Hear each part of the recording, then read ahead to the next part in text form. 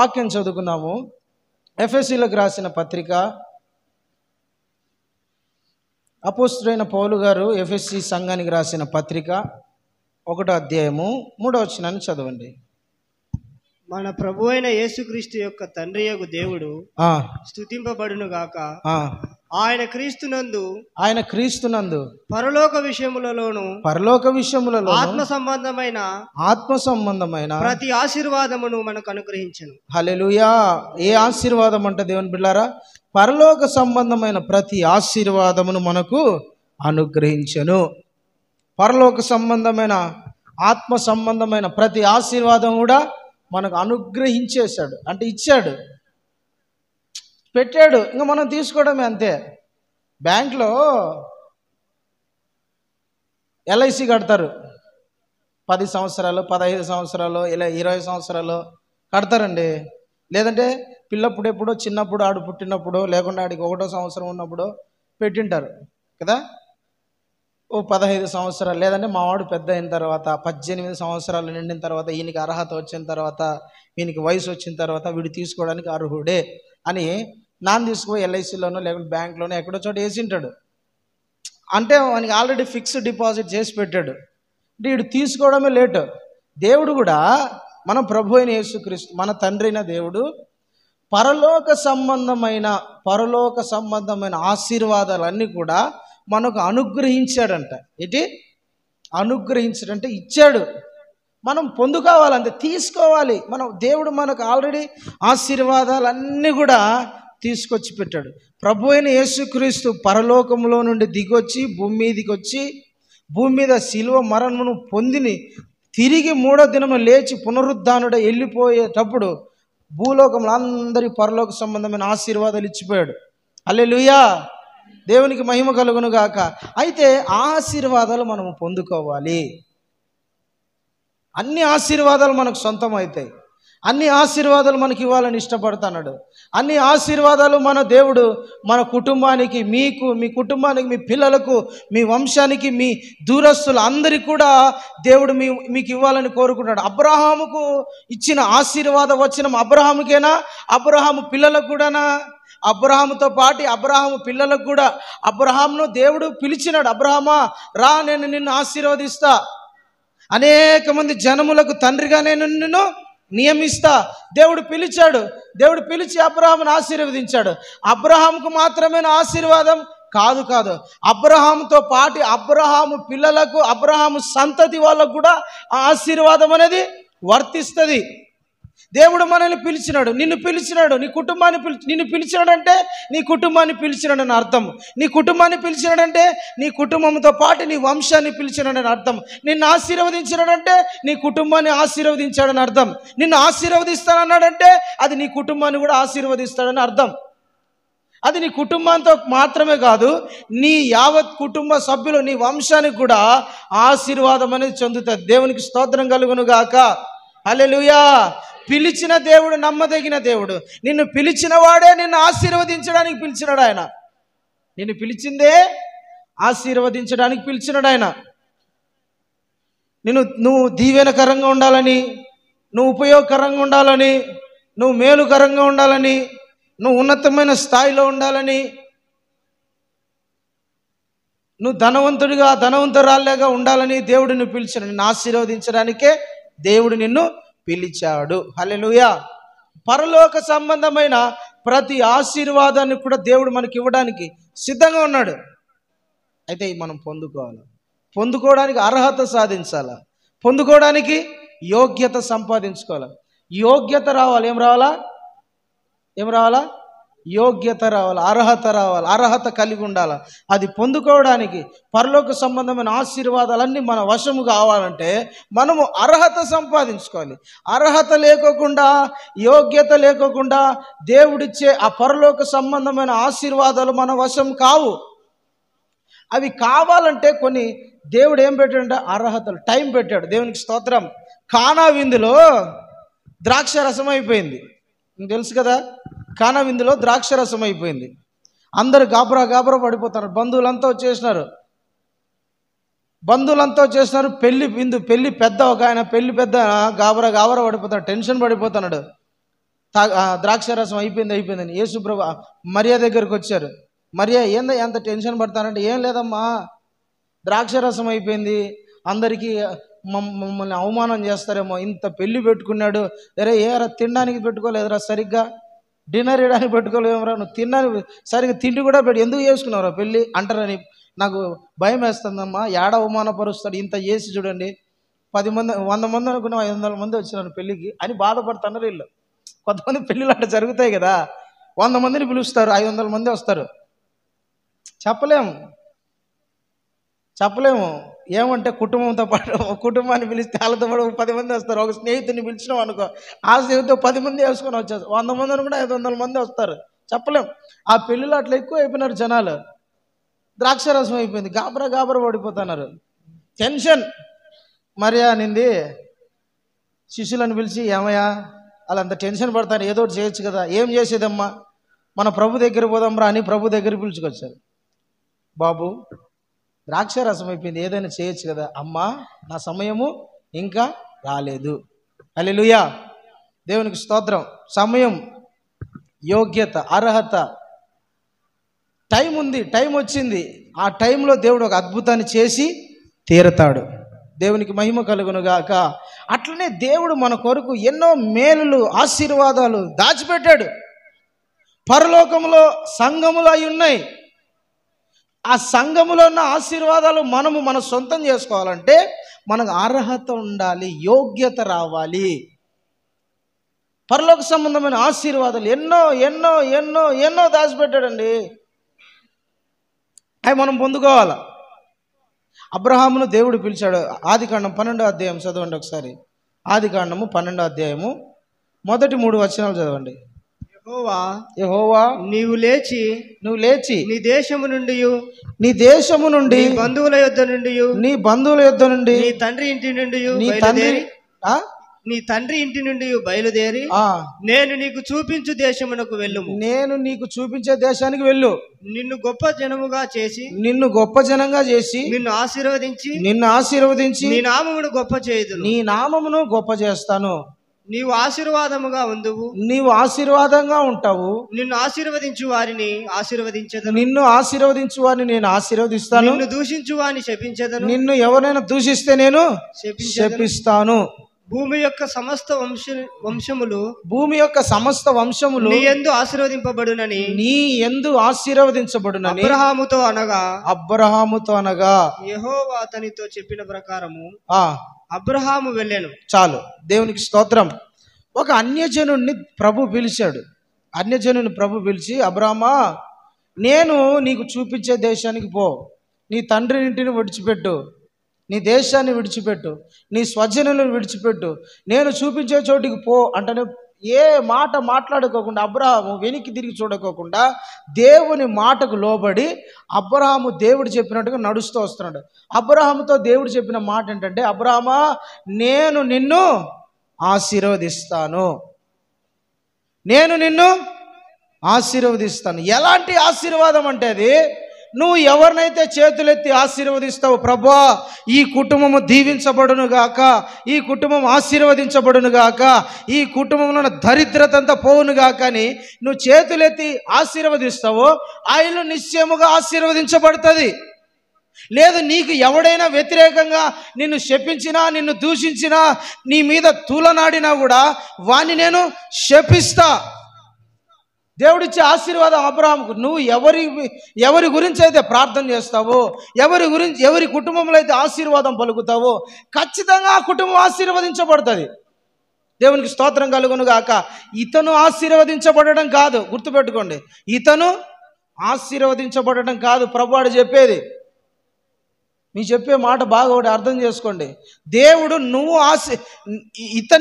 ఇతనికి చెప్పడంలా, నువ్వు ఎవరినైతే ఆశీర్వదించుతావో ఆ కుటుంబము ఆశీర్వదించబడుతుంది. హల్లెలూయా. అంటే ఒక మాటలో చెప్పాలంటే, ఒక పెద్ద ధనవంతుడు, అతని దగ్గర చెక్ బుక్ ఉంది.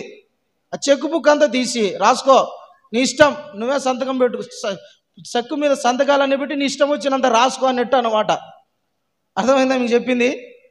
ఇప్పుడు భాషలు చెప్పాలంటే, ఫోన్లో ₹1,00,00,000 ఉంది ఫోన్పేలో, ఆ ఫోన్పే నెంబర్ ఇచ్చి నీకు సెల్ ఇచ్చి నువ్వు ఎంత కావాలంటే అంత వాడుకో అన్నట్లు. అర్థమైందా? దేవునికి స్తోత్రం కలుగును గాక. అబ్రహాము ఆశీర్వదించబడడం కాదు ఇక్కడ, అబ్రహామే ఇతరులకు ఆశీర్వాదకరంగా ఉండేటట్టుగా దేవుడు ఇతన్ని చేస్తున్నాడు. అబ్రహాము కాదు. అబ్రహాము ఎవరి గురించి అయితే ప్రార్థన చేస్తాడో, అబ్రహాము ఎవరి గురించి అయితే దీవెన వచనాలు పలుకుతాడో, అబ్రహాము ఎవరి గురించి అయితే శుభం పలుకుతాడో ఆ కుటుంబము దీవించబడేటట్టుగా అబ్రహామును దేవుడు దీవిస్తున్నాడు. అంటే ప్రభు మనం ఎలా ఉండాలని కోరుకుంటాడంటే మనం ఆశీర్వదించబడడం కాదు, మనమే ఇతరులకు ఆశీర్వాదకరంగా ఉండేటట్టుగా దేవుడు మీ అందరిని ఆశీర్వదించునుగాక. హల్లెలూయా. మీరే ఇతరులకు ఒక ఆశీర్వాదకరంగా మారిపోవాలి, మీరే ఇతరులకు దీవెనకరంగా మారిపోవాలి, మీరే ఇతరులకు మాదిరికరంగా ఉండేటట్టుగా దేవుడు మీ అందరిని ఆశీర్వదిస్తున్నాడు.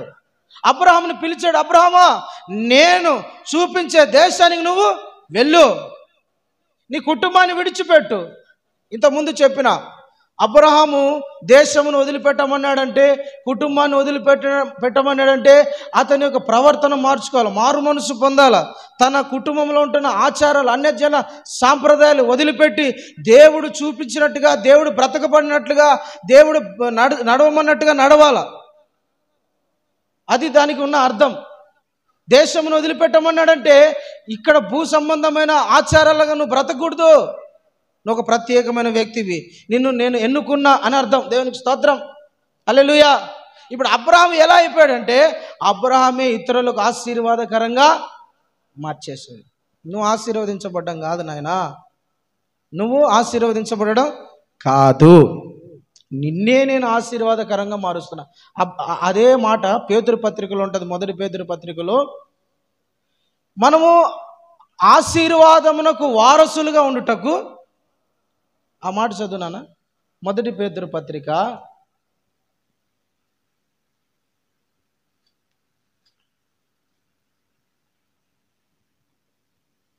3వ అధ్యాయంలో అనుకుంటా ఆ మాట,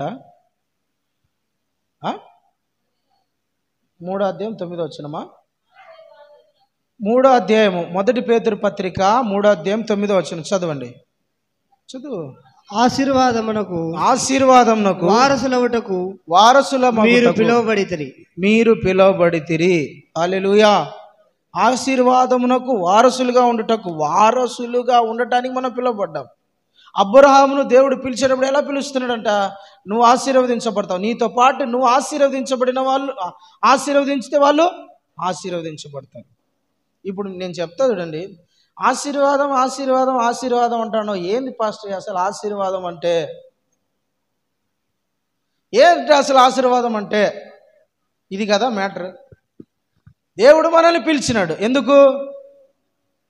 ఆశీర్వాదకరంగా ఉండడానికి మనల్ని దేవుడు పిలిచాడు, దీవెనకరంగా ఉండడానికి దేవుడు మనల్ని పిలిచాడు, పరలోక సంబంధమైన ఆశీర్వాదాలు మనకి ఇవ్వడానికి దేవుడు పిలిచాడు.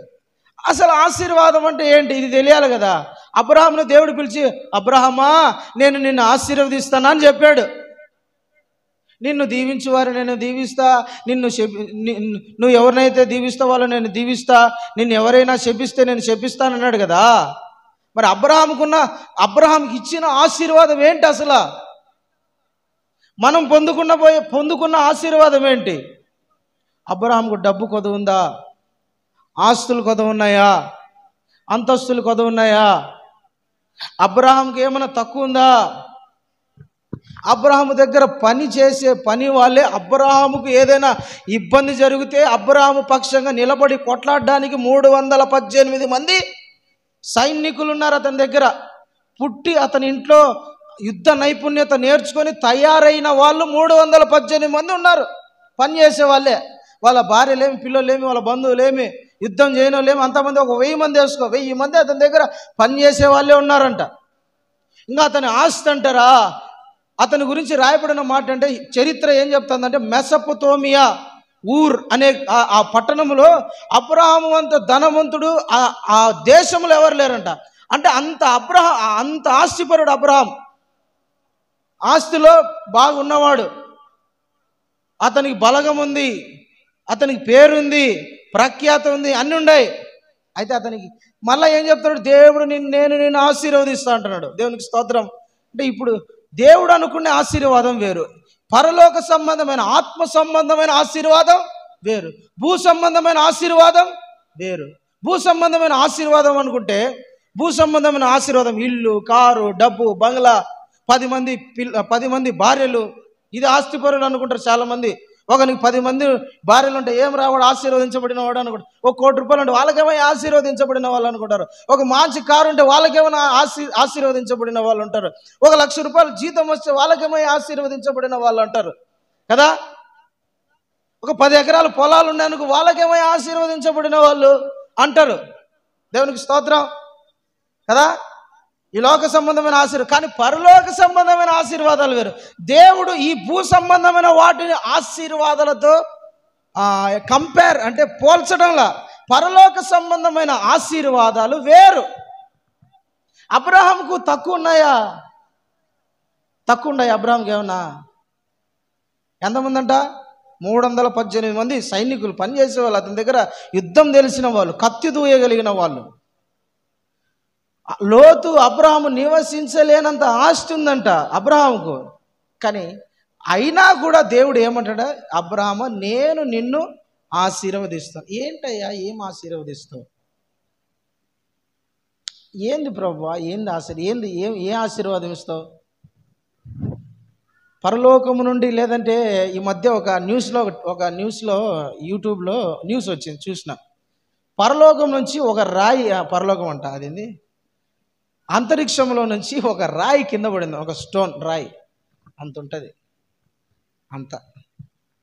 అంతే ఉంటుంది రాయి. ఆ రాయి భూమి మీద పడింది, ఎక్కడో పడింది మొత్తం. అది దొరికిన వాళ్ళకు 100 కోట్లు 200 కోట్లు. ఎంత? 100 కోట్లు 200 కోట్లు. వజ్రాలు అదేది అనంతపురం దగ్గరన, అనంతపురమే కదా, కర్నూలు గుత్తి, ఏదో మొత్తానికి కర్నూలులో గుత్తు, అనంతపురం, అక్కడ పొలాలలో వజ్రాలు దొరుకుతాయని రాత్రి పగలు ఎతకడం మొదలుపెట్టినారు. రాత్రి పగలు తిండిలా. ఒక ఈ మధ్య పేపర్ న్యూస్లో వేసి చదివిన, వెతకడంలో పోయి పాము కాటేసి చనిపోయినాడు. చూడండి, దొరకడం కోసం, ఒక రాయి కోసం రకరకాలుగా భూమి మీద ఉండేటని. కానీ దేవుడు చెప్పడంలా, ఈ భూ సంబంధమైన ఆశీర్వాదాల గురించి చెప్పడంలా దేవుడు. ఇవి కాదంట, పర సంబంధమైన ఆశీర్వాదాలను దేవుడు మనకు ఇవ్వాలని ఆశపడుతున్నాడు. దేవునికి స్తోత్రం. హల్లెలూయా, హల్లెలూయా, హల్లెలూయా. పర సంబంధమైన ఆశీర్వాదాలు మనకు ఇవ్వాలని దేవుడు కోరుకుంటున్నాడు. ఏంటి ఆ పర సంబంధమైన ఆశీర్వాదం? అబ్రహాముకు దొరికిన ఆశీర్వాదం ఏంటి అంటే, దేవుని బిడ్డారా, దేవుడు పిలిచి దేవుడు ఏం చెప్పినాడంటే, భూమి మీద నువ్వు అనేక మందికి ఆశీర్వాదకరముగా ఉంటావు, నీ ద్వారా సకల వంశములు ఆశీర్వదించబడతాయి. అంటే ఏంటి అర్థం తెలుసునా? నీలో నుండి రక్షకుడు ఒకడు వస్తాడు. హల్లెలూయా. నీలో నుండి రక్షకుడు వస్తాడు. ఆయనను బట్టి భూమి మీద ఉన్న సకల వంశములు ఆశీర్వదించబడతాయి, సకల జనులు దీవించబడతారు. దానికి ఆయనకు కారణం, ఆయన రావడానికి దారి, ఆయన రావడానికి మార్గము, ఆయన రావడానికి వంశావళిగా దేవుడు నిన్ను ఎన్నుకుంటానా, నిన్ను ఆశీర్వదిస్తానా, నిన్ను పిలుచుకుంటానా, అన్య జనులలో నుండి, విగ్రహ సంబంధమైన వాటిలో నుండి, సాంప్రదాయాల నుండి, ప్రతి విధమైన ఆచారాల నుండి నేను నిన్ను ఏర్పరచుకుంటానా, నేను నిన్ను ఆశీర్వదిస్తానా. ఎందుకంటే నా కుమారుడైన యేసు క్రీస్తు భూమి మీదికి రావడానికి నిన్ను ఒక సాధనంగా నేను ఉపయోగించుకుంటున్నా. హల్లెలూయా, హల్లెలూయా. నీ ద్వారా, నిన్ను బట్టి భూమి మీద ఉన్న నా కుమారుడు భూమి మీదకి రాబోతున్నాడు. యేసు క్రీస్తును అబ్రహాము వంశావళిలో యేసుక్రీస్తుని చేర్చడం జరుగుతుంది. దేవునికి స్తోత్రం కలుగును గాక. హల్లెలూయా. అబ్రహాముకి ఇచ్చిన ఆశీర్వాదం, అబ్రహాముకు ఇంకా వేరేది ఏమి ఇచ్చినా అది ఆశీర్వాదం లెక్కలేక రాదు. అబ్రహాం కూడా కోరుకోలే, ఏమని ఆశపడలే. అబ్రహాం ఒక మాట అంటాడు, భూమి మీద యాత్రికులము పరదేశులమై ఉన్నాడు. భూమి అడుగు పట్టినంత స్థలం కూడా దేవుడు అబ్రహాంకు భూమి మీద ఉందా? ఇచ్చినాడా? భూమి అబ్రహాముకు దేవుడు చూపించిన దేశంలో దేవుడు అబ్రహాం అడుగు పెట్టినంత స్థలం కూడా అబ్రహాముకి ఇవ్వలేదని అపోస్తుల కార్యంలో ఉంటుంది 7వ అధ్యాయంలో. తర్వాత చదువుకోండి. అబ్రహాముకి ఇచ్చిన ఆశీర్వాదం ఏంటంటే, దేవుని బిడ్డలారా, నేను నిన్ను ఆశీర్వదిస్తాను. ఎట్లా ప్రభు, ఎట్లా ఆశీర్వదిస్తావు అంటే, ఇదిగో నా కుమారుడైన యేసుక్రీస్తు ప్రభు నీలో నుండే వస్తాడు, అతనిని బట్టి నీ తరం వారు అటు తర్వాత తరం వారు ఆశీర్వదించబడతారు. దేవునికి స్తోత్రం, హల్లెలూయా. దేవుడు మనల్ని ఆశీర్వదించాలనుకుంటాడు. ఎట్లాగా? మనమే ఆశీర్వాదకరంగా ఉండాలి అని కోరుకుంటున్నాడు. అయితే అసలైన ఆశీర్వాదం ఒకటి, అది ఆశీర్వాదం. రెండోది అపోస్తుల కార్యాలు 3వ అధ్యాయం 26వ వచనాన్ని ఒకసారి చదవండి. అపోస్తుల కార్యాల గ్రంథము 3వ అధ్యాయము 26వ వచనాన్ని ఒకసారి చదవండి.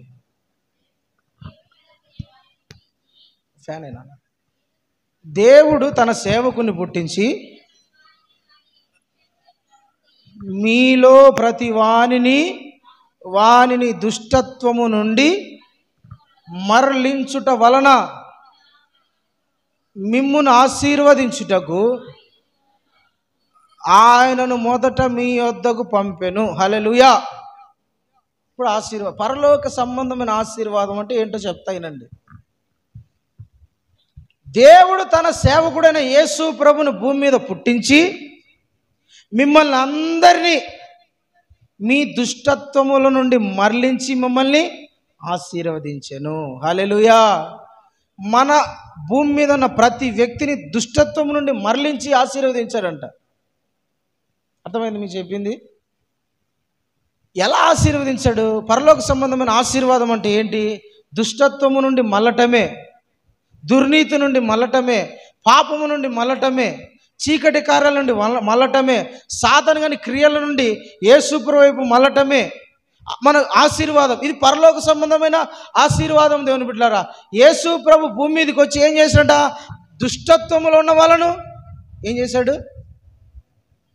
మరలించాడు. ఎక్కడికి మరలించాడు? దుష్టత్వములో నుండి ఆశీర్వాదంలోకి మరలించాడు.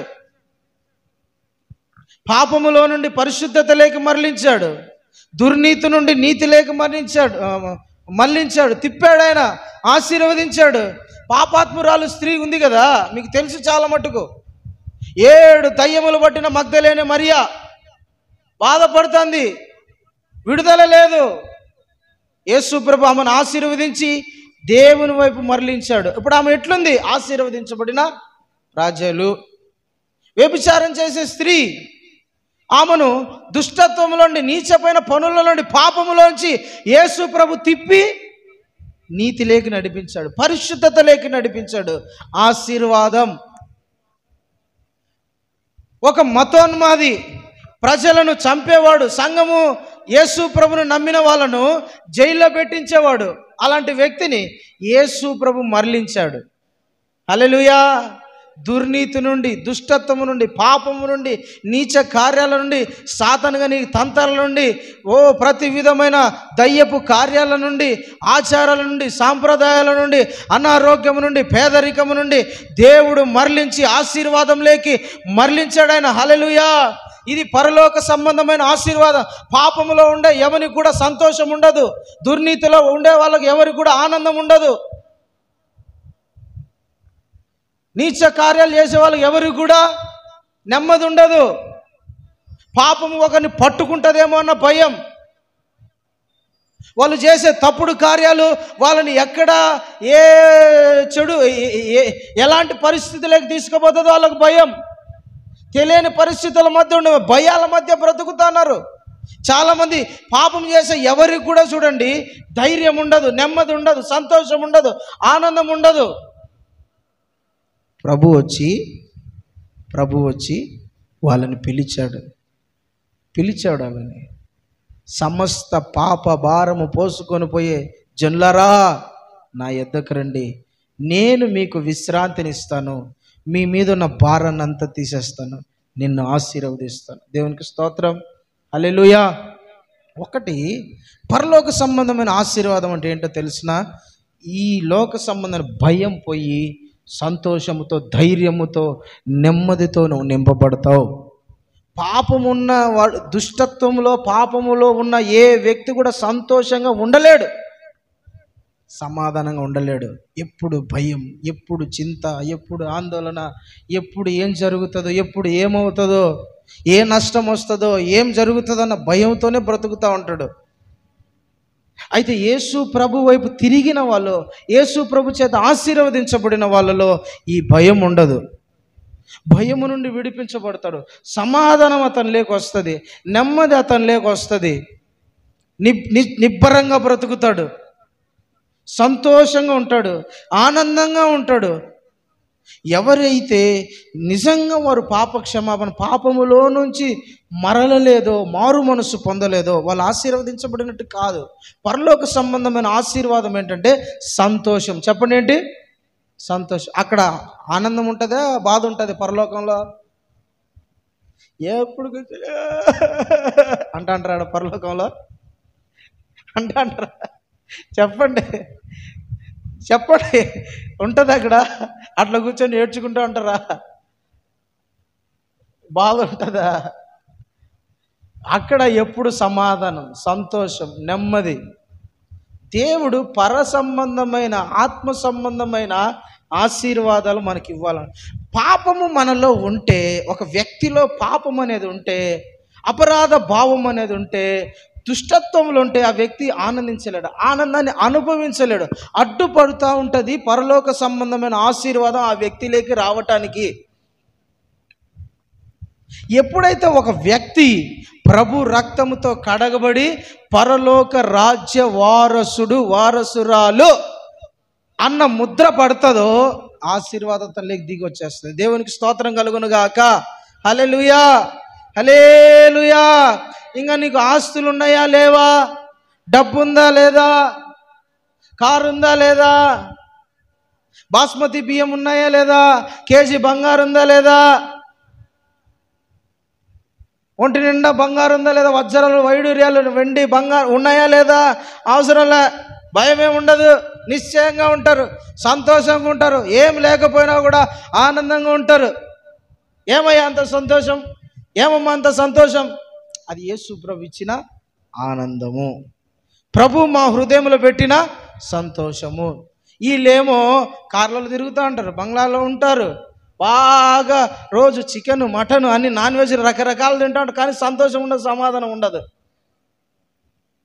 వీళ్ళు పూరి గుడిసెలో ఉండనిలే, సంతోషంగా ఉంటారు, నెమ్మదిగా ఉంటారు. ఏమయ్యా అంత సంతోషం ఏంటి? ప్రభు మా హృదయంలో పెట్టిన ఆనందం. దేవునికి స్తోత్రం. యేసయ్య అంటాడు, నా సంతోషము మీలో ఉండవలనని, మీ సంతోషము పరిపూర్ణము కావాలనని ఈ మాటలు మీతో చెప్పుచున్నాను. యోహాను సువార్తలో ఉంటుంది 15వ అధ్యాయంలో. నా సంతోషము మీలో పెట్టాలి, మీలో ఉంటుంది. ఆ సంతోషము ఎలా ఉంటుందంట? సంపూర్ణమవుతుందంట. అంటే యేసు ప్రభు మన హృదయంలోకి వస్తే మనకు నిజమైన ఆశీర్వాదం అంటే ఏంటో తెలిసిన? సంతోషంగా ఉంటాం. భూమి మీద వెతికేది ఏంటో తెలిసిన? మానవుడు సంతోషం ఎక్కడ దొరుకుతుందని సస్తన్నాడండి మానవుడు. ఆ మూల నుండి ఈ మూల వరకు, ఆ సముద్రం, ఆ దేశం నుండి ఈ దేశం, అమెరికా నుండి ఇక్కడి వరకు వస్తాడు సంతోషం కోసం. ఆ సముద్రాల దగ్గరికి వెళ్తాడు, ఈ కొండల దగ్గరికి వెళ్తాడు, ఈ చెట్ల దగ్గరికి వెళ్తాడు. ఆ వాటర్ దొరకదు, సంతోషం ఉంటే కదా సంతోషం దొరుకుతే కదా.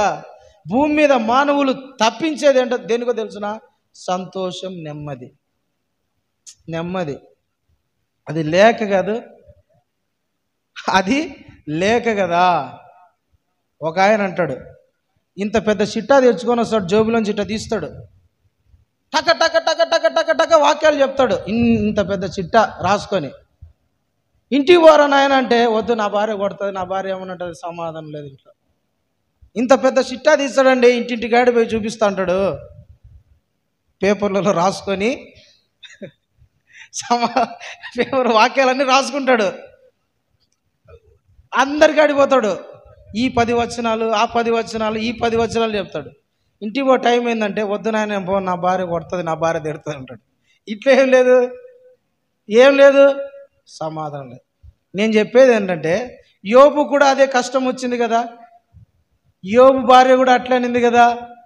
మరి యోబు ఎందుకని దేవుణ్ణి దూషించలా? యోబులో దేవుని సమాధానం ఉంది. దేవునికి స్తోత్రం. దేవుని సమాధానం లేనోడు ఇంట్లో ఒకటేలాగానే ఉంటాడు, బయట ఒకటేలాగానే ఉంటాడు. హల్లెలూయా. ఇంట్లో ఒకటేలాగుంటాడు, ఇంట్లో ఉన్నా సంతోషం ఉండదు, బయట ఉన్నా ఉండదండి. దేవుడు మనకు పరలోక సంబంధమైన ఆశీర్వాదం, నెమ్మది ఇవ్వాలని మనల్ని పిలిచిందే అందుకు. లోకంలో అది దొరకదు, చిక్కదు, ఎందులోనది దొరకదు. ఎక్కడ దొరుకుతుంది? యేసయ్యలో దొరుకుతుంది. దేవునికి స్తోత్రం. హల్లెలూయా. ఎక్కడ దొరకదండి అది, ఎక్కడ దొరకదు. అది యేసయ్యలో మాత్రమే దొరుకుతుంది. ఆ నెమ్మది, ఆ సమాధానం, ఆ ఆనందం, దాన్నే రక్షణ ఆనందం అంటాడు భక్తుడు. మరలా నాలో రక్షణ ఆనందం పుట్టించు ప్రభువా దావీదు అంటాడు. రక్షణ ఆనందం ఉంటే అదొక ధైర్యం, అదొక నెమ్మది. శత్రువులు మన చుట్టూ ఉండని, అప్పుల చుట్టూ ఉండని, ఎక్కడ ఏమైనా ఉండని, కానీ ఆనందం, సంతోషం, సమాధానం, ఎప్పుడు భయం లేదు, చింత లేదు, దిగులు లేదు, ఆందోళన లేదు. ధైర్యంగా ఉంటారు, స్ట్రాంగ్గా ఉంటారు, బలహీనపడరు, ఏమైపోతుందన్న ఆందోళన ఉండదు. పరలోక సంబంధమైన ఆశీర్వాదం దేవుడు నీకు ఇవ్వాలని కోరుచున్నాడు. దుష్టత్వం నుండి మరలించాలని దేవుడు కోరుకుంటున్నాడు. ఆశీర్వాదం నువ్వు పొందుకోవాలి. అది ఎక్కడో ఉండదు, మందిరాలలో దొరకవయ్యి, మందిరాలలో దొరకవు. ఎక్కడ దొరుకుతాయి? దేవుని దగ్గర మాత్రమే దొరుకుతుంది, ప్రభు దగ్గర మాత్రమే దొరుకుతుంది. ఎక్కడంటే అక్కడ దొరకదండి అది. కొంతమంది వేలు వేలు డబ్బు పెట్టి అక్కడ పోతే ఆశీర్వాదం వస్తుందేమో, ఇక్కడ పోతే నెమ్మది వస్తుందేమో అని చాలామంది అనుకుంటే వాళ్ళు ఎక్కడ దొరకదు అది. ఏ వస్తువులో పెట్టలే, ఎక్కడ పెట్ట, అది దేవుని సన్నిధిలో మాత్రమే ఉంటుంది. దేవునికి స్తోత్రం. హల్లెలూయా. నీ మనసు దేవునితో కనెక్ట్ అవ్వాలి, కనెక్ట్ అవ్వాలి. ఏమవ్వాలా? కనెక్ట్ అయితేనే ఆశీర్వదించబడదు. దేవునితో కనెక్ట్ కాలేదనుకో, నీ మనస్సు, నీ హృదయం, నీ తలంపులు దేవునితో కనెక్ట్ కానంత వరకు ఎన్ని చేసినా వేస్టే. కనెక్ట్ అయిపోవాలి. అది కనెక్ట్ కాకపోతే ఎంతైనా. ఒక ఆయన కొత్త ఇల్లు కట్టాడు, కొత్త బాగా పెద్ద ఇల్లు, మంచి ఇల్లు, బాగా మంచిగా అన్నీ బాగా డబ్బు పెట్టి బాగా రెడీ చేయించాడు.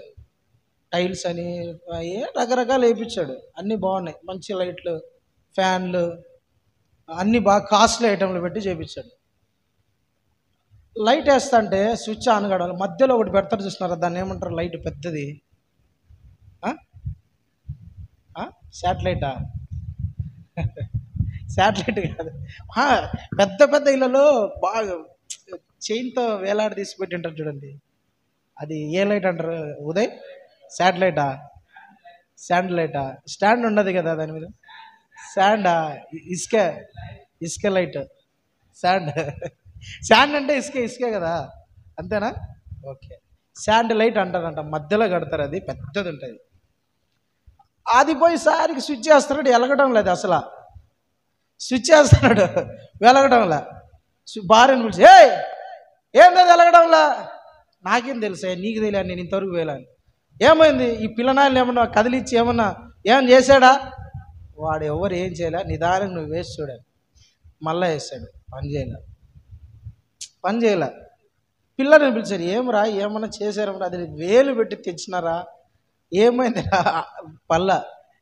ఏం జరిగింది ఏమని ఎలక్ట్రీషియన్కి ఫోన్ చేశాడు. ఎలక్ట్రికల్ వర్క్ చేశానని పిలిచినాడు. అయ్యా, అది వేలు డబ్బులు పెట్టి తెచ్చి పెట్టాం, అది ఏం వెలగడం లేదే అంటే ఇంటికి వచ్చాడు. ఇంటికి వచ్చి చూస్తే స్విచ్ల లోపల కనెక్షన్ ఇలా వైర్ ఉంటుంది కదా, ఆ వైరు స్విచ్కి ఇలా, స్విచ్కు వైర్ కనెక్షన్ ఇవ్వకుండా ఎట్ట వెలుగుతుంది, ఎట్లా ఆన్ అవుతుంది? మరి నాకు చెప్పాలి కదా అంటే, నువ్వు తొందర ఎందుకు, నేను వచ్చి నేను పెట్టేంత వరకు నేను ఆన్ చేయమన్నప్పుడు నువ్వు ఆన్ చేయాలి కదా ఎలక్ట్రీషియన్ అన్నాడు. దేవునికి స్తోత్రం. అంటే ఈ వైర్ ఈ స్విచ్కు తగలకోకుండా ఆన్ అవుతుందా? కాదు. అట్లనే ఇవన్నీ ఈ పొందుకోవాలంటే మన హృదయము, మన మనసు దేవునితో, ప్రభుతో కనెక్ట్ అయిపోవాలి. కనెక్ట్ అయినప్పుడే పరలోక సంబంధమైన ఆశీర్వాదాలు అన్నీ కూడా అనుభవిస్తావు. దేవునికి స్తోత్రం. హల్లెలూయా. చూడండి, పరలోక సంబంధమైన ఆశీర్వాదాలను అనుభవించాలని దేవుడు కోరుకుంటున్నాడు, పొందుకోవాలని, నీలో ఉండాలని, ఆ సంతోషం సమాధానం నీలో ఉండాలని. అది మాత్రమే కాదు, ఈ అబ్రహాంకి ఇచ్చిన ఆశీర్వాదం ఏంటంటే దేవుని బిడ్డలారా, నువ్వు ఆశీర్వదించబడమే కాదు, నీతో పాటు ప్రజలందరూ ఆశీర్వదించబడాలి, నీ కుటుంబం ఆశీర్వదించబడాలి. ఎప్పుడు ఆశీర్వదించబడుతుందంటే నీలో ప్రభువు ఉన్నప్పుడు ఖచ్చితంగా నువ్వు మాత్రమే కాదు నీ కుటుంబం కూడా ఆశీర్వదించబడుతుంది. దుష్టత్వము నుండి మల్లుతారు. నువ్వు దేవునికి ఒక దాసురాలుగా అయిపోతావు, దాసునిగా అయిపోతావు. సమరయ స్త్రీని దేవుడు పిలిచి ఆశీర్వదించాడు. దేవుడు ఆమెలో సమాధానాన్ని పెట్టాడా లేదా? సంతోషాన్ని పెట్టాడా లేదా? నీళ్ళ కోసం వచ్చింది, బావి మీద కూర్చోన్నాడు. కూర్చోంటే నీళ్ళు చేదుకుందామని, ఏమ్మా ఏంటి ఇక్కడికి వచ్చావు? అయ్యా నీళ్ళు చదువుకోవడానికి. అయ్యా అవునా, నేను ఇచ్చే నీళ్ళు తాగితే నువ్వు ఎప్పుడు దప్పికొనవు. అవునయ్యా, ఉంటే ఈ ప్రభు, ఉంటే ఈ ప్రభు అని తెలియదు, ఉంటే ఈ సార్ మేము అంత దూరం నుంచి ఇక్కడ నడిచి రాలేకుండా చేదుకోలేకుండా ఒకసారి ఇచ్చేయి రాదు, తీసుకొని తాగితే ఇంకెప్పుడు దప్పికొనని అంటావు, ఇచ్చేయండి. ఆ నీళ్ళు ఈ కాదు నేను చెప్పింది, నేను ఫస్ట్ ఆ నీళ్ళు కావాలంటే నీ భర్తను పిలుచుకురాబో. అయ్యా నాకు భర్తలు లేరయ్యా. ఓకే, వాస్తవమే, ఇప్పుడు ఉండేవాడు కూడా నీ భర్త కాడు అని చెప్పేసరికి షాక్ అయిపోయింది. ఈయనకట్ట తెలుసు నాకు ఉండేవాడు భర్త, నా ఊర్లోనే నా ఇంటి పక్కన వాళ్ళకి తెలియదు ఉండేవాడు నా భర్త కాదని, అందరూ భర్తే అనుకుంటాడు ఈయన అని ఆశ్చర్యపోయింది. వామ్మో, ఈయన ఎవరో మామూలుడు కాదు, ప్రవక్త ఉన్నట్టున్నాడు, సామాన్యుడు కాదు, యూదా దేశం నుంచి ప్రవక్త తప్ప ఎవరు రారు, వచ్చి ఆయన అన్ని నా హృదయంలో చెప్పేశాడు కాబట్టి నేను మామూలుడు కాదు అని మొత్తానికి సంభాషణ జరిగి సువార్త విని దేవుని మాటలని మారు మనసు పొంది పరిగెత్తుతో కొండ పగలగొట్టి అక్కడ వదిలిపెట్టి వెళ్ళిపోయి ఊర్లో ఉండే వాళ్ళందరినీ వేసుకొని వచ్చింది. దేవునికి స్తోత్రం, హల్లెలూయా. ఒకటి, ఈమె దుష్టత్వము నుండి మరలడమే కాదు, ఈమె ఆశీర్వదించబడమే కాదు, ఈమె నెమ్మది పొందుకోవడమే కాదు, ఈమె పాపముల నుండి విడిపించబడమే కాదు, ఈ హృదయంలో ఉన్న భారాన్ని ఈమె తొలగించుకోవడమే కాదు, నేను మాత్రమే కాదు నా కుటుంబం ఆశీర్వదించబడాలి, నా గ్రామం ఆశీర్వదించబడాలి, నా ప్రజలు దీవించబడాలి, ఈ దుష్టత్వం నుంచి నా ప్రజలు మరలాలి, వాళ్ళు కూడా దేవుని దగ్గరికి రావాలి, నిజ దేవుని తెలుసుకోవాలి, ఈ ప్రవక్త లేదంటే యేసయ్య మాటలు వీళ్ళు కూడా వింటే ఆశీర్వదించబడతారు, నా హృదయంలో ఉన్న పాపము భారము పోయినట్టుగా వీళ్ళు కూడా దీవించబడాలన్నా భారము నీలో పెడతాడు దేవుడు. నిన్ను ఆశీర్వదించబడ్డమే కాదు, నువ్వు ఆశీర్వదించబడ్డమే కాదు, దేవుడు నీ నోటిని దీవిస్తాడు. హల్లెలూయా. నువ్వు చెప్పు ప్రతి మాట దీవెనకరంగా మారిపోతుంది. నువ్వు చెప్పే ప్రతి మాటకు ప్రజలు విధేయత చూపుతారు. నువ్వు చెప్పే ప్రతి మాట ఆశీర్వాదకరంగా ఉంటుంది. నువ్వు దీవించబడ్డమే కాదండి, దేవుడు నీతో పాటు ఇతరులను కూడా దీవెనలేక ఆశీర్వాదం లేక తీసుకొస్తాడు. దేవునికి స్తోత్రం, హల్లెలూయా. దేవుడు నిన్ను అట్లా ఉంచాలనుకుంటున్నాడు. నువ్వు ఆశీర్వదించబడ్డం కాదు, నీతో పాటు నీ కుటుంబము నెమ్మదిగా, నీతో పాటు నీ వీధి నెమ్మదిగా ఉండాలని దేవుడు కోరుకుంటాడు. హల్లెలూయా. ఇంకో మాట చదవండి, అపోస్తుల కార్యాల గ్రంథము. మీ అందరికీ తెలుసు, 12వ అధ్యాయంలో సంఘం అంతా కూర్చొని ప్రార్థన చేస్తూ ఉంటుంది, తెలుసు కదా. చెరసాలలో పేతురు గారు ఉంటే సంఘం అంతా కూర్చొని ప్రార్థన చేస్తూ ఉంటుంది. నా వైపు చూడండి, 12వ అధ్యాయం చెప్పినా అది గుర్తుపెట్టుకొని, వచనం కూడా చెప్పాలంటే చెప్తా. 1, 2, 3, 4, 5, 6, 7, 8, 9, 12 వరకు గుర్తుపెట్టుకోండి, 10 వరకు. అది 12వ అధ్యాయంలో ప్రార్థన అనండి, ప్రార్థన అనండి, ప్రార్థన చెప్పండి గట్టిగా, ప్రార్థన గట్టిగా. ఎవరు సరిపోలే, ఇంకా గట్టి, కొంచెం ఆకలి అవుతుంది కదా మీ అందరికీ, కొంచెం గట్టిగా.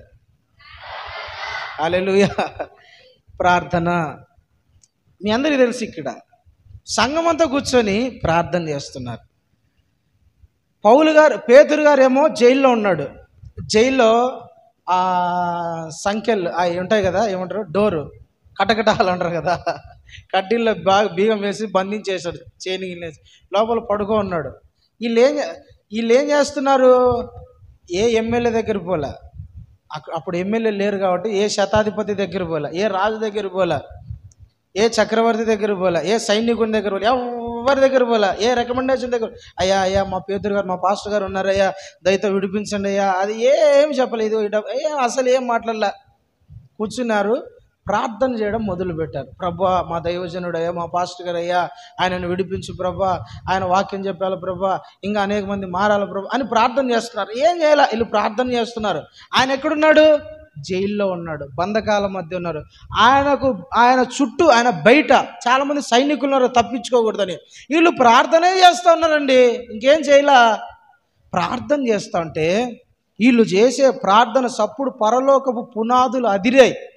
హల్లెలూయా అని నువ్వు ఎట్ట చెప్తావు పాస్టర్, ఆడ లేదేమో అనొచ్చు. కొంతమంది అతి తెలివైన వాళ్ళు ఉంటారు, కొంతమంది ఉంటారు. ప్రార్థన చేస్తుంటే ఈ సంఘం ఇక్కడ ప్రార్థన చేస్తుంటే పరలోకము పునాదులు ఏమైపోయాయంటానా, అదురుతానండి. ఎవరు ఇంతగా ప్రార్థన చేస్తున్నారు? దేవదూత పోయి ఎవరయ్యా ఇంత గట్టిగా ప్రార్థన చేస్తున్నారు?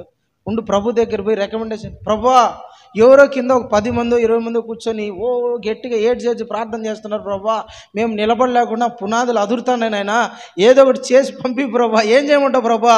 ప్రభు వచ్చాడు, నా దాసుడు రా జైల్లో ఉన్నాడు, నువ్వు పోయి నా దాసుడు పేతుని విడిపించుకొని బయటికి తీసుకురాపన్నాడు. దేవునికి స్తోత్రం.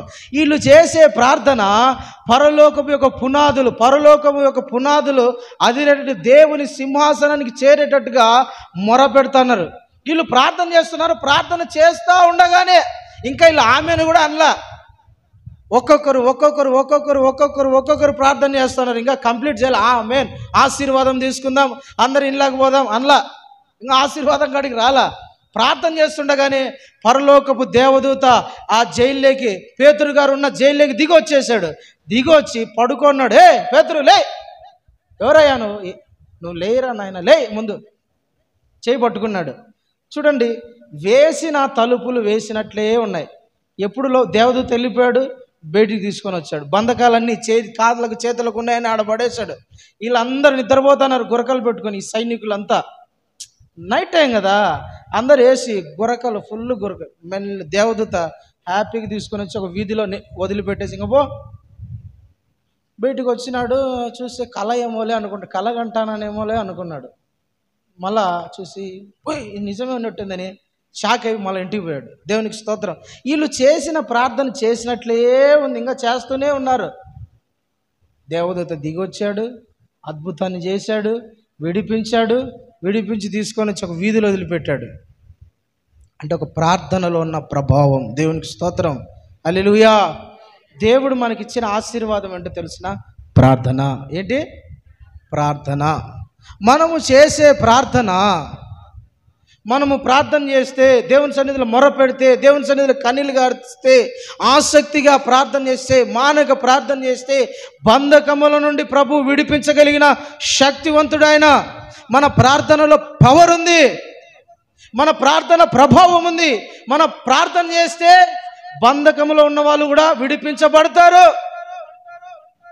కఠినమైన హృదయాలు కూడా, మోడుబారిపోయిన హృదయాలు కూడా, బద్దలైపోయిన హృదయాలు కూడా కట్టబడతాయి.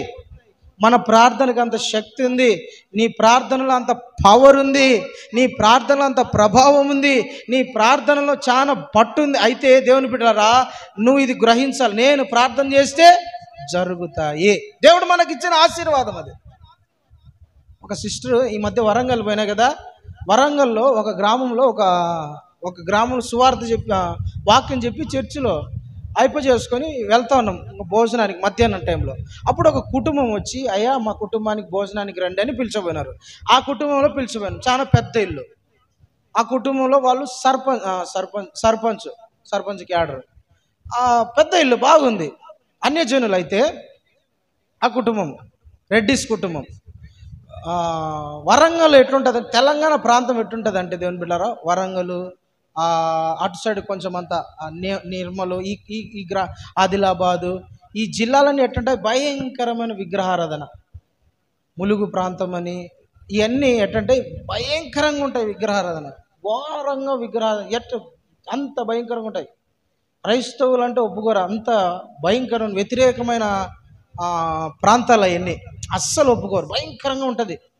అలాంటి చోట నేను ఆ కుటుంబానికి పోయా. ఆ కుటుంబంలో అక్క భోజనం పెడతా ఉంటే భోజనం చేస్తూ ఉంటే ఆమెకు బాప్తిజం ఇచ్చిన పాస్టర్ గారు చెప్తా ఉన్నారు, ఈ కుటుంబంలో ఈమెనే పాస్టర్ గారు మొదటగా రక్షించబడింది అని మొదటగా 20 సంవత్సరాల కిందట ఈమెనే రక్షించబడింది అని ఆ పాస్టర్ గారు నాతో అన్నారు. ఆమె భోజనం పెడతా అన్న ఏం లేదు పాస్టర్ గారు, నా కుటుంబంలో ఏదో నా భర్తకు ఒక రోగం వ్యాధి వచ్చింది, అది ఎక్కడ పోయినా బాగాల, డాక్టర్ దగ్గర పోయినా బాగాల, నేను నమ్ముకున్న దేవుల దగ్గర పోయినా బాగాల, మళ్ళీ ప్రభు దగ్గర ఎవరో చెప్పారు ప్రభు దగ్గర పో, విశ్వాసం ఉంచి ఆయన బాగు చేస్తారంటే నేను వెళ్ళానయ్యా. ఫస్ట్ కూడా ఏంది ఆ దేవుళ్ళ దగ్గర ఈ దేవుళ్ళ దగ్గర నేను పోవడము అని వద్దనుకున్నా, కానీ ఎందుకో నా మనసులో పదే పోవాలంటే పోయిన తర్వాత అద్భుతం జరిగిన తర్వాత ఈయన నిజమైన దేవుడు, ఈయన తప్ప వేరొక దేవుడు లేడని నేను అంగీకరించి యాక్సెప్ట్ చేసి నేను యేసుప్రభువు నా హృదయంలో చేర్చుకున్నా. అప్పటి నుంచి ఒక విశ్వాసిగా మారినా, బాప్తిజం తీసుకున్నా. నేను మాత్రం తీసుకోవడమే కాదు, నా భర్తను కూడా ప్రభువులోకి నడిపించాను. గుడ్ నాన్న, మంచిదన్న. అన్నీ అయిపోయిన తర్వాత ఇల్లు నాది కాదనింది. అదేందమ్మా అంటే, ఇల్లు నాది కాదు పాస్టయ్య, మా అన్నలది అనింది. అదేందమ్మా మీ ఇల్లు కాదా ఇదంటే, మాది కాదా పాస్టయ్య, మా అన్నలది అనింది. నేను 20 సంవత్సరాలు వాళ్ళ కోసం మానక ప్రార్థన చేసిన. నాకు 2 అన్నగారులు, 2 అన్నలు, 2 వదినలు, మానక వాళ్ళ గురించి ప్రార్థన చేశా. నా దేవుడు వాళ్ళని రక్షించాడు. హల్లెలూయా. కఠినమైన వ్యక్తులు పాస్టయ్య మా అన్నగారు 2. నా ప్రభు నా ప్రార్థనను విని కనికరము గల దేవుడు నా కుటుంబాన్ని మార్చాడు. మా అన్నల కోసం రాత్రి పగలు దేవుని సన్నిధిలో మోకరించి ప్రార్థన చేశారు. ప్రభు నేను రక్షించబడ్డమే కాదు, మా అన్నల కుటుంబం రక్షించబడాలి, కాపాడబడాలి. వాళ్ళు మారుకోకుంటే ఎట్లా ప్రభా, నన్ను మటుకు రక్షించినావు, వాళ్ళు కూడా మారాలి కదా.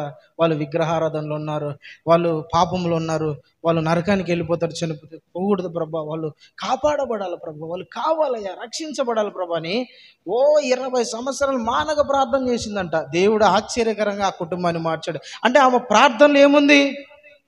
శక్తి ఉంది. హల్లెలూయా. దేవుడు మనకిచ్చిన అథారిటీ, పవర్, అధికారం, అది ప్రార్థన. ఏంటి ప్రార్థన అంత శక్తి. దేవుడే చెప్పాడండి, దేవుడే మనకు అధికారం ఇచ్చాడు. దేవుడే ఇచ్చాడు అధికారం ప్రార్థన చేయని. దేనివల్ల ఈ దయ్యం పోవడం లేదు ప్రభా? ప్రార్థన లేక. ఏం లేక? చూడండి, అధికారం దేవుడే మనకిచ్చాడు. ప్రార్థన చెయ్యాల నువ్వు. దేవుడు మనకిచ్చిన ఆశీర్వాదం, పరలోక ఆశీర్వాదం అది. కఠినమైన హృదయాలు కానీలే, మూడుబారిన బండ హృదయాలు కానీలే, భయంకరమైన వ్యక్తులు కానీలే, దేవుని సన్నిధిలో నువ్వు మోకరించి ప్రార్థన చేయగలిగినట్టు నీ సమస్యలు ఏదైనా సరే, ఎంత పెద్ద కొండ అయినా సరే, పక్కన పడు అంటే పడాల్సిందే. ఇది పడు, ఈ కొండ వెళ్ళిపోయి ఆ సముద్రంలో పడునుగాక. మన ప్రార్థనకు అంత పవర్ ఉందండి. దేవుడు మనల్ని అంత ఆశీర్వదించాడు. అయితే మనం ప్రార్థన చేయాలి, పట్టు వదలగా ప్రార్థన చేసి ఆ కృప పొందుకోవాలి. నేను ప్రార్థన చేస్తా కానీ ప్రభువా పట్టుదల లేదు, అడుగు దేవుణ్ణి. నేను చేయలేకున్నా, నాకు పట్టుదల కావాలా, నిలకడ కావాలా, ఆసక్తి కావాలా, ప్రార్థించే మనసు కావాలా, అడుగు. ప్రభు దగ్గర కూర్చొని వేడుకో, దేవుడు ఖచ్చితంగా నీకు ఆ కృప ఇస్తాడు. ఒక్కసారి నువ్వు కూర్చొని మోకరించి ప్రార్థన చేయగలిగితే, పట్టు వదలకుండా ప్రార్థన చేయగలిగితే, ఎలాంటిదైనా సరే నీకు వ్యతిరేకంగా రూపించబడిన ఆయుధమే కానీ, వ్యక్తులే కానీ, కుటుంబమే కానీ, ఏదైనా సరే మారిపోతారు అంతే. హల్లెలూయా. దేవుడు మనకిచ్చిన ఆశీర్వాదం అది. మన ప్రార్థనలో దేవుడు మనకి ఇచ్చిన, నువ్వు ప్రార్థన చేయి చాలు, క్రియ చేసేవాడిని నేను. శత్రువుల గురించి అయినా సరే ఏమన్నాడు? శత్రువుల గురించి, నీ శత్రువుల గురించి ప్రార్థన చేయి. ప్రార్థన చేస్తే దేవుడు, నువ్వేం చేస్తావు ప్రభా? నేను ప్రార్థన చేస్తాను. నువ్వేం చేస్తావు నాయన? నేను ప్రార్థన చేస్తాను. నన్ను ఒకడు కొట్టిపోయినాడు, లేదంటే నన్ను పలానా కుటుంబం రకరకాల బూతులు మాట్లాడిపోయింది, చెడ్డ మాట అసహించుకొని పోయింది, లేదంటే నా ముఖం చూడకుండా పోయింది, రకరకాలుగా. నేనేం చేయాలి చెప్పు? ప్రార్థన చేయి. ప్రార్థన చేయాలా? ఏమనొద్దా? తిట్టొద్దా? మాట్లాడొద్దా? అసహించుకోవద్దా? పూ అనొద్దా? ఏమనొద్దా? అసలు ఏమన్నా కేసులు గీసులు ఏం పెట్టద్దా? ఏం పెట్టాకు. ఏం చేయాలి ప్రభా? నేను వాళ్ళని ఏం చేయాలా? ఏం చేయాలా? ప్రార్థన చేయి. ఈడ మోకరించి ప్రభా నన్నన్న అక్క, నన్నన్న తమ్ముడు, నన్నన్న కుటుంబం, నన్నన్న కుటుంబం ప్రార్థన చేస్తున్న ఆ కుటుంబం ఆశీర్వదించబడాలి. దేవుడు నీ దగ్గరికి రాడు. ఎవరి దగ్గరికి పోతాడు తెలిసిన? నీ శత్రువు దగ్గరికి పోతాడు. వాళ్ళ కుటుంబంలో సమాధానం గలిబిలు అయిపోతా అంటారు. వాళ్ళకి అర్థం కాదు, గలిబిలు అయిపోతా అంటారు. నీకు తెలియదు ఆ విషయం, నీకు తెలియదు. వాళ్ళు ఇంకా అప్పటికి కూడా నీ మీద అదే మనసుతోనే ఉంటారు. నిన్ను చూడడం ఇట్ట, మూతి తిప్పుకోవడం, అండం ఇట్ట, రకరకాలుగా నేను తక్కువ అంటారు. దేవుడు నీ దగ్గర క్రియ చేయడు. ఏది దేవుడు నన్ను పట్టించుకోవడంలే అని నువ్వు అనుకుంటావు. దేవుడు నీ దగ్గర రాడు, నీ శత్రువు దగ్గర పోయి దేవుడు క్రియ చేస్తూ ఉంటాడు. హల్లెలూయా. శత్రు కుటుంబంలోకి దూరి వాంచడం అంటారు చూసారా, దేవుడు ఆ కుటుంబంలోకి పోతాడు. సమాధానం లేకుండా చేస్తాడు దేవుడు. సమాధానం ఉండదు ఆ కుటుంబంలో. మన ప్రార్థనకు అంత పవర్ ఉంది. హల్లెలూయా, అంత పవర్ ఉంది. నువ్వు వ్యతిరేకంగా మారకూడదు, నువ్వు ప్రార్థన చేయాలి. ప్రార్థన చేస్తే దేవుడు నీ పక్షంగా యుద్ధం చేస్తాడు. హల్లెలూయా. యుద్ధం చేయవాడు యెహోవాయే. మన ప్రార్థనకు అంత పవర్ ఉందండి. మనమేమి మోకరించి ప్రార్థన చేస్తూ ఉంటే చాలు. యూదులను చంపాలనుకున్నారు, హామానుగాడు ప్లాన్ వేశాడు. యూదులు అనేవాళ్ళు లేకోకుండా చేసేయాలి. అయిపోయిందిరా, భూమి మీద యూదుడు అనేవాడు కనపడకోకుండా ఈ 128 సంవత్సరాలు యూదుడు అనేవాడు ఉండకూడదు. ఒక డేట్ డిసెంబరో లేదా ఏదో డేట్ పెట్టాడు. ఈ డేట్లో గల యూదులు అనేవాళ్ళు లేకుండా చంపేసేయాలని ఒక ఆజ్ఞ ఇచ్చేశాడు. వీళ్ళేం చేయలే. ఎస్తేరు ఉపవాసం ఉంది, ప్రార్థన చేసింది. మొర్దెకై బూడిద పూసుకున్నాడు, బూడిద వేసుకున్నాడు, గోనపట్ట కట్టుకున్నాడు, కూర్చున్నాడు, ప్రార్థన చేస్తున్నాడు. యూదులంతా కొంతమంది ప్రార్థన పరులంతా, ప్రభా మా దేశము మా వంశస్థులు యూదులందరినీ నాశనం చేయాలని హామానుగాడు నాయన చెడ్డ ప్లాన్ చేశాడు. ఏం చేస్తావు నీ ఇష్టం ప్రభా, నువ్వే కార్యం చేయి. రాజు వచ్చి వీళ్ళ దగ్గరికి ఏం భయపడగరా అన్నాడా? ఎస్తేరు దగ్గరికి వచ్చి ఏమని అన్నాడా దేవుడు? ఇలా కనీసం ఒక దర్శనం అన్న వచ్చిందా? ఒక మాట అన్న వచ్చిందా? ఒక కలన్నా చూపి ప్రభా, ఏదో ఒక తెల్లగా అట్టొచ్చిపో ప్రభా, ఏదో ఒకటి అర్థం చేసుకుంటా అన్నాడా? హేగేమని అన్నాడా? ఎస్తేరుకి ఏమైనా దర్శనం కనపడిందా? అసలు ఎస్తేరు గ్రంథంలో దేవుడు యెహోవా ప్రభువు అనే మాటే వాళ్ళ. అర్థమైంది మీకు చెప్పింది? అసలు దేవుడు అనే పదం లేదు. నాకు ఒక దర్శనం అన్నా చూపి నాయన హేగే అన్నాడా? అసలు మొర్దెకై ఎస్తేరు అనిందా? ఒక దర్శనం అన్నా చూపి. వీళ్ళు జస్ట్ ప్రార్థన, ఉపవాసం, దేవుని సన్నిధిలో కూర్చున్నారు. దేవుడు అన్ని తిప్పి ఈ రాజుకు నిద్ర లేకుండా చేసినాడు కదా. దేవుడు చేసే ప్లాన్ అంతా చేస్తాడండి. మనతో మాట్లాడకపోవచ్చు, ఏ దర్శనం రాకపోవచ్చు, వాక్యంతో కూడా మనకు మాట్లాడకపోవచ్చు ఆ రోజంతా, ఆ నెలంతా. ఏంది ప్రభువా, ఇన్ని నెలల నుంచి నేను ప్రార్థనిస్తాను, నాలో సమాధానం రావడంలో, ఏ దర్శనం రావడంలో, ఏ వాక్యం రావడంలో, ఏంటి ప్రభా. కానీ శత్రువుల దగ్గర దేవుడు క్రియ చేస్తాడు. హల్లెలూయా. నీకు రూపించబడిన వాళ్ళ దగ్గర దేవుడు క్రియ చేస్తాడు. వాళ్ళని ఎక్కడ నొక్కాలనో, ఎక్కడ తొక్కాలనో, వాళ్ళకి ఏం చేయాలో దేవుడు అన్నీ చేస్తాడు. ఓపికగా ఉండాలి. మన ప్రార్థనలో అంత శక్తి ఉంది, అంత కార్యం ఉంది. నువ్వు చేసే ప్రార్థనలో బలం ఉంది, నువ్వు చేసే ప్రార్థనలో ప్రభావం ఉంది, నువ్వు చేసే ప్రార్థనలో దేవుని శక్తి ఉంది. నువ్వు ప్రార్థన చేయాలి. హల్లెలూయా. దేవుడు నీకు ఇచ్చిన ఆశీర్వాదం అది. నువ్వు ప్రార్థన చేస్తే దయ్యాలు పోతాయి, నువ్వు ప్రార్థన చేస్తే రోగులు స్వస్థపడతారు, నువ్వు ప్రార్థన చేస్తే తాగుడుబోతులు మారుతారు, వ్యభిచారులు మారుతారు, దొంగలు మారుతారు, హంతకులు మారుతారు, లోబడని వాళ్ళు మారుతారు, ఎదురు తిరిగే వాళ్ళు మారుతారు, మాంత్రికులు మారుతారు, రకరకాలుగా పాపిష్టులు మారుతారండి. కఠినమైన హృదయం కలిగిన వాళ్ళు మారుతారు. అయితే నువ్వు చేయాల్సింది ప్రార్థన చేయాలి. నువ్వు ప్రార్థన చేస్తే పరిస్థితులు మారిపోతాయి, సమస్యలు మారిపోతాయి, కష్టాలన్నీ తీరిపోతాయి. అయితే నువ్వు ప్రార్థన చేయాలి. దేవుడు మనకి ఇచ్చిన సాతాను గడు ఏం చేస్తాడంటే, ప్రార్థన చేయకూడదు ఇల్లు చేస్తే, ప్రార్థనే చేయకూడదు ఇల్లు. ప్రార్థన చేస్తే విడుదల ఉందని మనకి తెలియదా? ప్రార్థనలో విడుదల ఉంది అన్న విషయం మనకి తెలియదు అంటారా? తెలుసు. కానీ వాడు ఏం చేస్తాడు? ప్రార్థన చేయకుండా చేస్తాడు అంతే. ప్రార్థన చేయకోకుంటే అన్నీ ఆగిపోతాయి. ఈ వ్యక్తిని ప్రార్థన చేయకోకుండా చెయ్యాలి. సాతాను గాడు వచ్చి అది చేస్తాడు. ప్రార్థన చేయకోకుండా ఏదో ఒక శోధన లేకుండా ఏదో ఒక రకరకాలన్నీ తీసుకొచ్చి నీ ముందు, నీ మనసులో, నీ ఆలోచనలో తీసుకొచ్చి పెట్టు. మనుషుల ద్వారా ఏదో ప్రార్థన కూర్చోవాలన్నప్పుడే ఫోన్లు వస్తాయి, ప్రార్థన కూర్చోవాలన్నప్పుడే మనుషులు వస్తారు, ప్రార్థన కూర్చోవాలన్నప్పుడే ఏదో ఒక ఆలోచనలు వస్తాయి, ప్రార్థనలు కూర్చోవాలన్నప్పుడే సమస్యలు గుర్తొస్తాయి, ప్రార్థనలు కూర్చోవాలన్నప్పుడే బలహీనతలు గుర్తొస్తాయి, ప్రార్థనలు కూర్చోవాలన్నప్పుడే వంట గుర్తొస్తుంది, ప్రార్థనలు కూర్చోవాలన్నప్పుడే డ్యూటీ గుర్తొస్తుంది, ప్రార్థనలు కూర్చోవాలన్నప్పుడు నిద్ర వస్తుంది, ప్రార్థనలు కూర్చోవాలన్నప్పుడే అలసట వస్తుంది. ప్రార్థనలు కూర్చోవాలన్నప్పుడు ఈ అంత కారణం ఏంటంటే సాతానుగాడు నిన్ను ప్రార్థనలో కూర్చోనియకోకుండా నీ మీద ప్రయోగించే తంత్రాలు అవన్నీ. నువ్వు ప్రార్థనలు కూర్చుంటే అయిపోయి చాలు, వాడు కూర్చొనిడు కదా. ఈరోజు కూర్చుంటావు బలవంతంగా, వానికి జయించే ఉండరా సైతాన్గా, లేదంటే ఏదో ఈ పని లేకపోతే పొందిలే, ఈరోజు నేను దేవుని సన్నిధిలో కూర్చోవాలా, 5 నిమిషాలన్నా కూర్చోవాలి, కూర్చుంటావు. ఈరోజు మొక్కి కూర్చుంటావు, ఎట్టో ఒకట జయించి పోరాడు. ఏ ఉద్యోగం ఉన్నా లేకపోయినా, తిండి ఉన్నా లేకపోయినా, ఆరోగ్యం కూర్చోవాలి, 5 నిమిషాలన్నా కూర్చుంటావు. రెండో రోజు కూర్చోబెట్టాడు, ఇంకా ఎక్కువగా తీసుకొస్తాడు, బంధకాలు వేస్తాడు. ఇంకా ఈ ఒక తాడుకు బల్ల రెండో తాడు వేస్తాడు కదా, ఒక తాడు పడదులే అనుకుంటారా?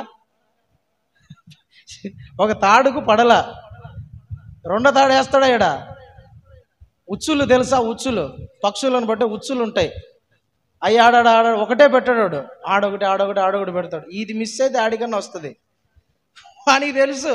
కాబట్టి ప్రార్థన దేవుడు మనకిచ్చిన ఆశీర్వాదం. నువ్వు ప్రార్థన చేస్తే ఖచ్చితంగా దేవుడు అద్భుతాలు జరిగిస్తాడు. హల్లెలూయా. చాలామంది ప్రార్థన లేకనే ఈ రోజుల్లో ఆశీర్వాదం లేదు వాళ్ళకు. ప్రార్థన లేక ఉపవాస ప్రార్థన ఉండాలా, వ్యక్తిగత ప్రార్థన ఉండాలా, సంఘ ప్రార్థన ఉండాలా, ఇవన్నీ నీలో ఉండాలా. రాత్రి అంతా చేసే అనుభవం ప్రార్థన ఉండాలా, రకరకాల ప్రార్థనలు ఉండాలా, సంఘ సహవాస ప్రార్థన ఉండాలా.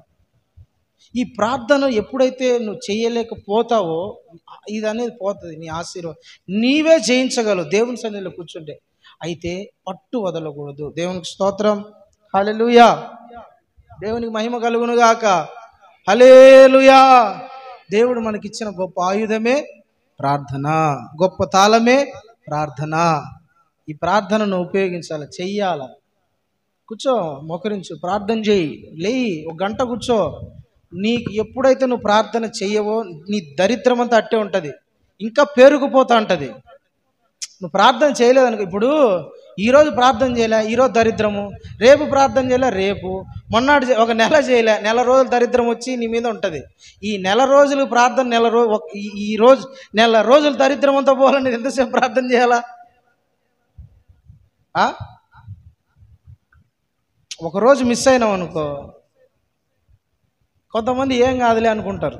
ఏమవుతుంది ఈరోజు 5 నిమిషాలు ప్రార్థన, 2 నిమిషాలు ప్రార్థన లేకుండా ఏమవుతుంది? ప్రార్థన ఉండాలండి మన జీవితంలో. ప్రార్థన ఉంటే దేవుడు నిన్ను నడిపిస్తాడు, ఆత్మ నడిపింపు నీకు వస్తుంది, ఆత్మకార్యాలను చూస్తావు, ఆత్మకార్యాలను అనుభవిస్తావు. ప్రార్థన ఉండాలి. మన దేవుడు మనకిచ్చిన గొప్ప ఆశీర్వాదం ప్రార్థన. నేటి క్రైస్తవులు చాలామందికి ప్రార్థన అనుభవం లేదు. రాత్రి అంతా ఫోన్ చూస్తారు, పొద్దున లేచి ప్రార్థన చేయాలనుకుంటారు కానీ వీలు పడదు. చేయాలనుకుంటారు కానీ ఏం పడదు, నిద్ర. 7 గంటలకు లేస్తారు, 8 గంటలకు, పొద్దున పరిగెత్తు డ్యూటీలకు, స్కూళ్ళకు, కాలేజీలకు, పనులకు. ఎక్కడ టైం ఉంటుంది? ప్రార్థన చేసుకునే టైం లేదే. సాతానుగాడు నిన్ను రకరకాల బంధకాలు వేసేసి ప్రార్థన చేయకోకుండా నిన్ను కప్పేశాడు. రాత్రి అన్నా వచ్చి చేసుకుందామంటే సాయంత్రము పని, ఏదో ఒక పని ఏదో ఒకటి సమస్య. ప్రార్థన అన్నిటికీ పరిష్కారము నువ్వు దేవుని సన్నిధిలో కూర్చొని నువ్వు కార్చే కన్నీళ్ళే. నీకు అన్నిటికీ గొప్ప విడుదల దేవుని సన్నిధిలో కూర్చొని నువ్వు కార్చే కన్నీళ్ళలోనే విడుదల ఉంది. దేవునికి మహిమ కలుగును గాక. నువ్వు చిన్న ప్రార్థన చేస్తే, భక్తుల జీవితాలు చదువు, ప్రార్థన చేసి ఎంతమంది ప్రార్థన ద్వారా ఎన్ని అద్భుతాలు జరిగాయి. ప్రార్థన చేయమంటే చాలామంది చేయడంలా.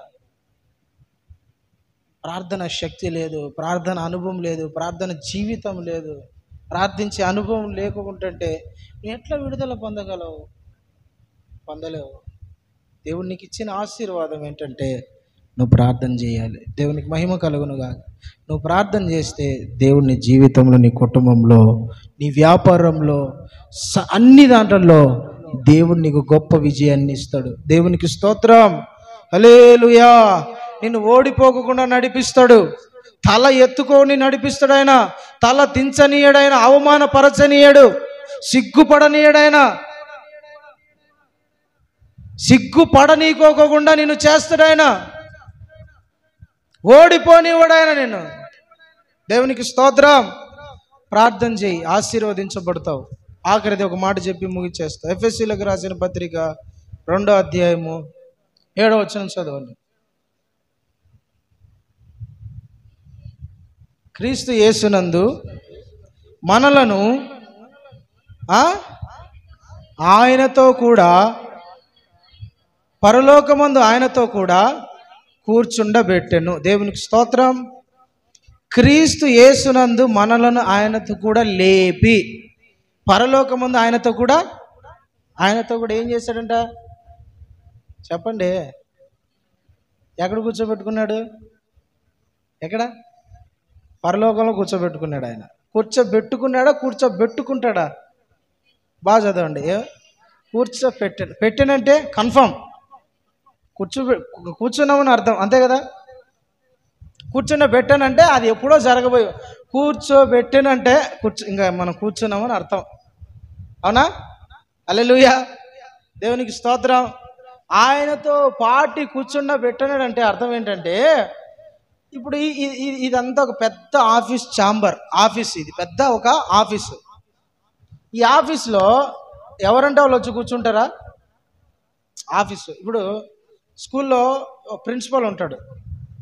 ప్రిన్సిపల్ పక్కన ఎవరంటే వాళ్ళు వచ్చి కూర్చుంటారా? కలెక్టర్ పక్కన ఎవరంటే వాళ్ళు వచ్చి కూర్చుంటారా? సీఎం పక్కన ఎవరైనా వచ్చి కూర్చుంటారా? ప్రైమ్ మినిస్టర్ పక్కన ఎవరైనా వచ్చి కూర్చుంటారా?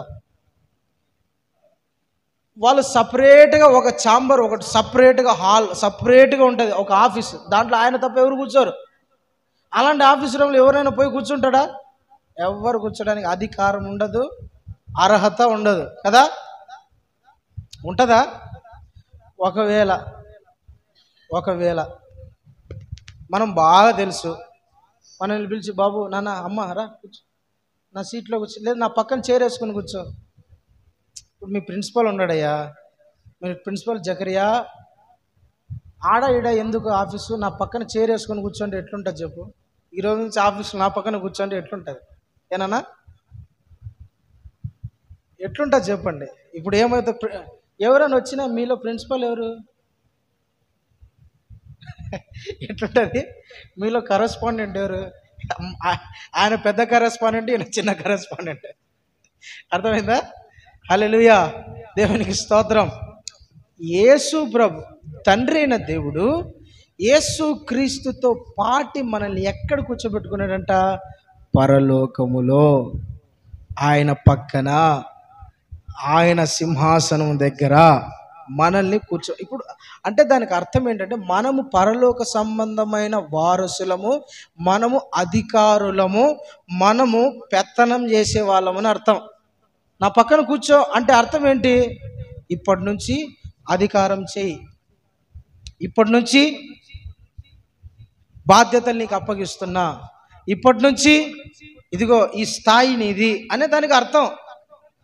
దేవుడు మనకిచ్చిన ఆశీర్వాదం ఏంటంటే, మనము పరలోకములో యేసు ప్రభుతో పాటి కూర్చోబోతున్నాం కదా, కూర్చున్నాం. ఎప్పుడు? మనము ప్రభుతో పాటి లేపబడినప్పుడు, అంటే బాప్తిసం పొందినప్పుడే మనకు ఆ అర్హత వచ్చేసింది, ఆ యోగ్యత వచ్చింది. సాతానుగాడు ఎందుకు ఈ మాట రాపించాడంటే, సాతానుగాడు యేసు ప్రభు సింహాసనం మీద కూర్చోవాలని చాలా ప్రయత్నం చేశాడు. యెషయా గ్రంథం 14వ అధ్యాయంలో ఆ మాట ఉంటుంది. దేవుని సింహాసనము పైకి ఎక్కిపోదును, ఆయనతో పాటు సమానంగా ఉందును అని కోరుకుంటాడు సాతానుగానికి ఇయని అధికారం, దేవదూతలకు లేని అధికారం, దేవదూతలకు లేని ఆ భాగ్యము దేవుడు మనకిచ్చాడు. మనం ఆయనతో పాటు కూర్చొని ఏలబోతున్నాం. దేవునికి స్తోత్రం, హల్లెలూయా. ఈ భూమి మీద ఆల్రెడీ ప్రభు మన కొరకు పరలోకంలో మనల్ని కూర్చోబెట్టుకున్నాడు. మనము భూమి మీద ఏలే వాళ్ళము, మన పరిపాలన చేయు వాళ్ళము. అదే చెప్పినాం ముందు. మనల్ని దేవుడు ఎట్లుండాలనుకుంటున్నాడు? అధికారులుగా, నాయకులుగా, తీర్పరులుగా, ఆశీర్వదించబడిన ప్రజలుగా, దీవించబడిన ప్రజలుగా, ఉన్నతమైన వ్యక్తులుగా, లోకానికి జ్ఞానం బోధించే విధంగా, బుద్ధి చెప్పే విధంగా, తీర్పు తీర్చే విధంగా, సరైన మార్గంలోకి నడిపించే విధంగా దేవుడు మనల్ని తనతో పాటు కూర్చుండబెట్టాడు. ఆయన అధికారం మనకిచ్చాడండి. అంత గొప్ప స్థానాన్ని దేవుడు మనకిచ్చాడు. దేవునికి స్తోత్రం. దేవుడు మన ప్రభు అయిన యేసుక్రీస్తు పరలోకంలో మనకు ఒక సింహాసనం వేసి ఒక కుర్చీ వేసి కూర్చోబెట్టాడు. మన హృదయంలో మన ప్రభు కుర్చీ వేసి కూర్చోబెట్టామా? మన హృదయంలో మన కుర్చీ ఉందా లేదా? యేసు ప్రభుకు స్థలం ఉందో లేదో? పశువులు పాకలు యేసు పుట్టెను అనే ఒక పాట ఉంది. పశువులు పాకలు పుట్టాడు, పశువులు పాకలోనే ఉంటాడు ఆయన. ఎప్పుడు హృదయంలోకి వచ్చేది? దేవుని బిడ్డలారా, దేవుడు మనకిచ్చిన ఆశీర్వాదం, మనకు ఆయనతో పాటు ఏలే ఒక అధికారాన్ని ఇచ్చాడు. అయితే మనం కూడా మన హృదయంలో ఆయనకు చోటిస్తే ఆయన మనల్ని ఏలుబడి చేసే వ్యక్తులుగా నిలబెడతాడు. హల్లెలూయా. యోసేపు జీవితమైన, దానియేలు జీవితమైన, దావీదు జీవితమైన, భక్తుల జీవితాన్ని మనం ధ్యానం చేసినప్పుడు అర్థం అవ్వాల్సింది ఏంటంటే, దేవుడు మనల్ని అధికారం చేసే వ్యక్తులుగా దేవుడు నిలబెట్టాడు. హల్లెలూయా, హల్లెలూయా. నాయకులుగా దేవుడు మనల్ని నిలబెట్టాడు. మనకు అవి గుర్తు రావాలనే దేవుడు రాపించాడని. యోసేపుని దేవుడు రాజు పక్కన ఎందుకు కూర్చోబెట్టాడు? ఫరో పక్కన. మీరు అట్లుండాలరా బాబు, లోకంలో అట్లుండాలమ్మా, అట్లుండాలయ్యా అనేదానికి అర్థం. దానియేలును, ఒక దావీదుని, వీళ్ళందరినీ తీసుకుంటే అర్థం ఏంటంటే, దేవుడు మనల్ని ఈ లోకంలో అలా ఉండాలని కోరుకుంటున్నాడు. దేవునికి స్తోత్రం. హల్లెలూయా. పరలోక సంబంధమైన ఆశీర్వాదాలు అన్నీ మీకు సొంతం కావాలి. దేవుడు మిమ్మల్ని ఆశీర్వదించాలనుకుంటున్నాడు, దీవించాలనుకుంటున్నాడు. సమాధానం, నెమ్మది, ఒక దైవిక ప్రసన్నతతో మీరు నింపబడాలి. దేవుడు అట్టి కృప మనకు దయచేయును గాక. ప్రార్థన చేసుకుందాం. ప్రార్థన.